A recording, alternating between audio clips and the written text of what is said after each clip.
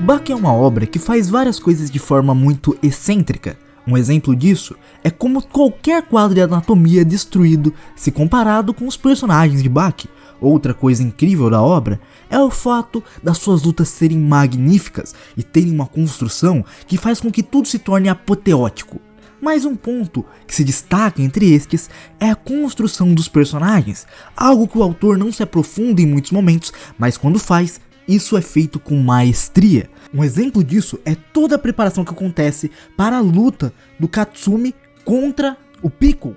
Toda essa luta, ela tem como objetivo evoluir o personagem do Katsumi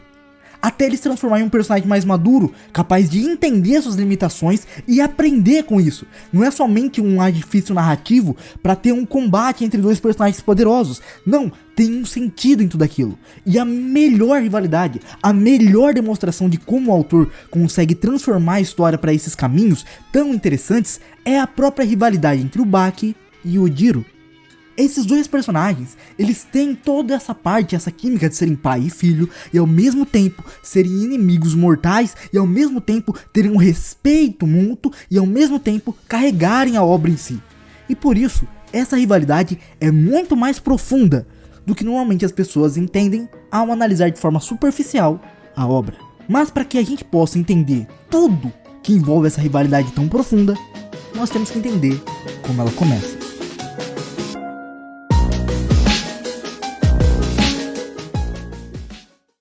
Bom, toda a história tem que ter o seu começo, e a rivalidade de Jiro contra Bach tem o seu começo logo na concepção do Bach. O Bach, como todo mundo sabe, eu vou resumir rapidamente aqui, ele é filho de Jiro Hama, o homem mais poderoso do mundo, e o Jiro é tão poderoso que ele é superior a países, nações, armas, tecnologia, políticos, exército, não importa. Nada que exista neste mundo presente é mais poderoso do que o Jiro. Não à toa, todas as nações do mundo se curvam à sua vontade, e os seus desejos são basicamente ordens que não podem ser violadas por ninguém, pois o seu poder está acima de tudo e de todos.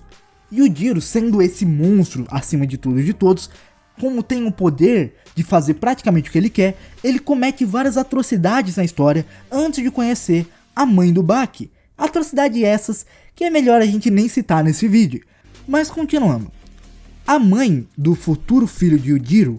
ela era uma mulher nobre que tinha ali bastante dinheiro, tinha uma vida boa e tudo mais. Entretanto, ela queria algo a mais. E quando ela conhece o ogro, ela se apaixona por ele, ela larga tudo que ela tinha para seguir aquele homem que não só é poderoso, mas como é respeitado, como é alguém imponente e como é alguém que não pode ser parado por nada nem ninguém. E desse relacionamento surge o Bach,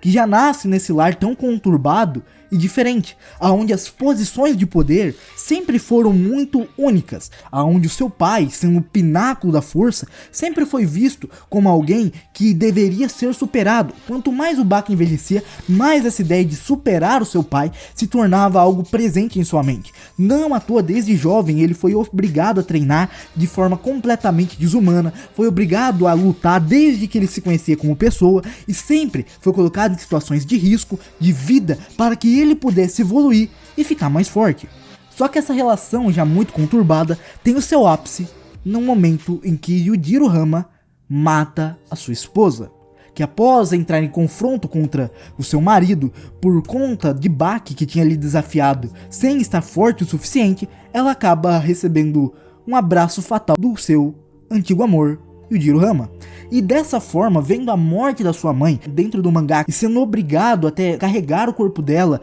esperando que ela ainda estivesse viva, Bach se transforma e agora ele sozinho tem que traçar o seu caminho para poder ficar mais forte e enfrentar o seu pai, que se tornou não só um inimigo jurado como ele já era, mas como se tornou o último objetivo da vida dele, que se ele fosse o ser mais forte do mundo, ele teria que se tornar um ser ainda mais forte do que ele, não importando-se do caminho, pois seu objetivo era muito claro.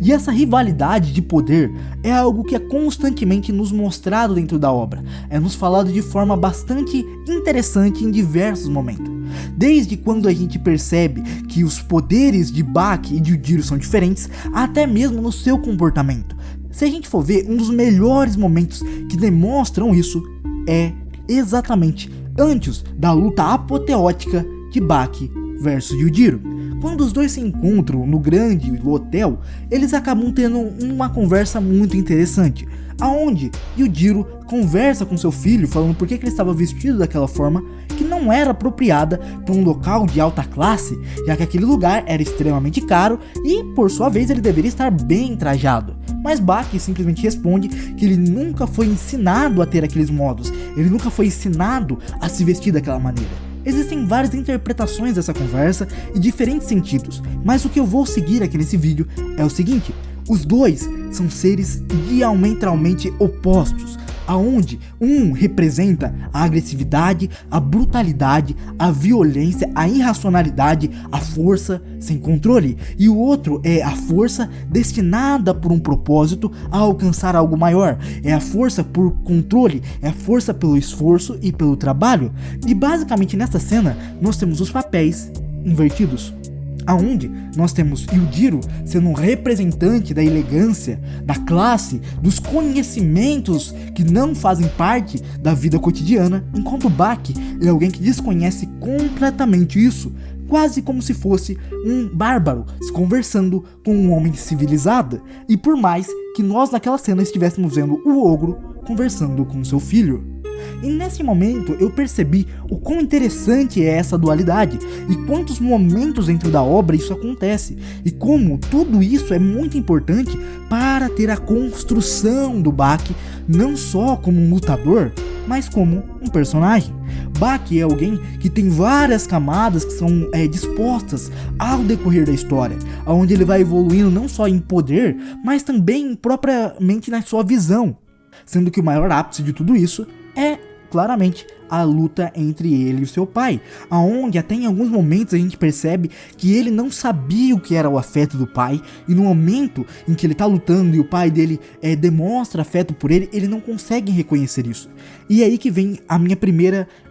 percepção de tudo isso. Basicamente, o Baki é alguém que, como eu disse, representa a força que é destinada a um propósito, é ligada a algo, é mostrado como se é alguém que tem algum objetivo por trás da sua força, e por ter um objetivo ele abdicou de outras coisas, como uma vida cotidiana, como contato com a sua família, como um amor paterno que ele nunca recebeu, e isso fez com que ele se transformasse em um lutador muito forte, mas alguém que não reconhece esses sentimentos do seu íntimo, transformando ele em um tipo de bárbaro em relações humanas, mas um lutador exímio, com um coração que o leva a ser alguém cada vez melhor, com os propósitos dentro da vida dele, direcionados a ele se transformar em uma pessoa mais forte, sempre transformando tudo que é possível à sua volta naquilo que é melhor para ele, enquanto Yujiro é o caminho totalmente oposto. Se a gente for ver, o ogro, ele é a representação da força completamente animalesca, aquela força que é praticamente uma calamidade, que não pode ser parada. Não só a natureza não para Yujiro, como nenhuma força extranatural consegue pará-lo, desde raios, terremotos, bombas atômicas, nada para ele. E por isso, Yujiro nessa visão, ele seria uma representação animalesca, mas ele também é a pessoa que mostra para Baki sentimentos humanos, que desperta nele coisas que ele não conseguiria ter se não fosse pela ajuda do seu pai.